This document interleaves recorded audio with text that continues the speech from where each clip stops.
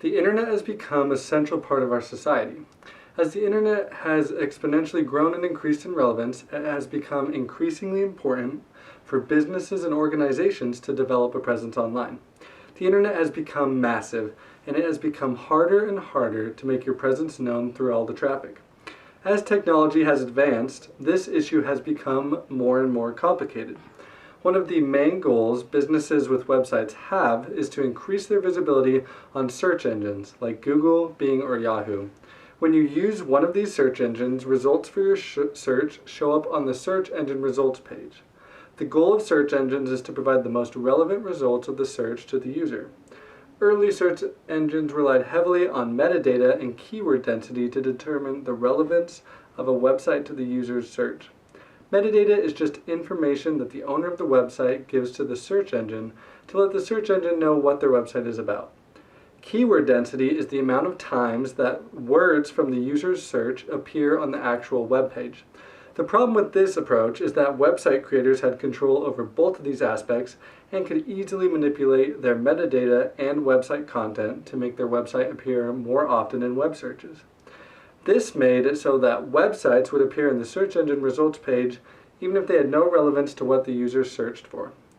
This idea of attempting to improve one's website representation on search engines is called search engine optimization, or SEO for short. This is used legitimately by relevant businesses to further their visibility and by those trying to manipulate their visibility for immoral reasons. These different groups are generally classified as white hat SEO and black hat SEO. Search engines had to adapt to this problem, and the way they did that was the development of Google. Google was created by Larry Page and Sergey Brin in 1998. Along with metadata and keyword analysis, the search engine used software to judge the relevance of websites to a user's search based on factors website creators could not control. The Google search engine used PageRank and hyperlink analysis to determine the relevance of web pages. PageRank was an algorithm that evaluated the quantity and effectiveness of links to direct the users to the web page. This made it so that web pages with more influence on the web would appear higher in web searches. This strategy was much more effective at presenting relevant search results.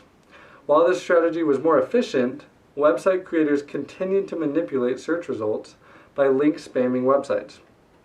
Over the years, Google has become more effective at providing relevant search results through extremely complicated algorithms judging large amounts of factors. Search engines like Google, Bing, and Yahoo do not disclose these algorithms, but they have given some general guidelines of things that the Google engine uses to identify relevance. Practitioners of SEO have also given their opinions on what exactly Google looks at when they provide these search results. Through gradual updates throughout the early 2000s, Google updated their search engine to provide more time-sensitive results to penalize websites with copied content and by increasing anti-spam measures. One of the major updates of Google was Google Hummingbird in 2013. This update focused on understanding the intent of user searches and web page content. Nowadays, the software is extremely adept at understanding different factors and intent of user search queries and giving relevant results. Of course, those trying to manipulate search results, both for good and bad reasons, weren't sitting idle this entire time. One of the main tools that search engines and those trying to understand search engines use are called web crawlers. Web crawlers are automated programs that search the web, gathering data about websites and cataloging that data to be used and determining what they contain. Google uses programs like these to find relevant sites to show the user. Those trying to optimize their search engine representation also use web crawlers to navigate through search results that Google provides, analyze the pages, and learn patterns so that they know the things that Google looks for. It is technically against Google's terms of service for web crawlers to use or for web creators to use web crawlers to navigate through Google, but this isn't something that Google pursues legally because they also use web crawlers and they're potentially violating the terms and service of thousands of public websites when they do that.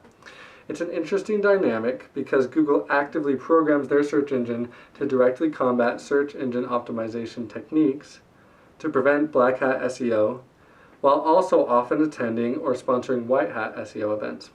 Intent of web creators in large part is what determines Google's response to SEO projects. Search engine optimization has evolved into a complex battle of automated programs and factor analysis and deep learning AI. While there are many complex things website creators can do to increase their visibility on the web, perhaps one of the simplest ways is just to provide quality content.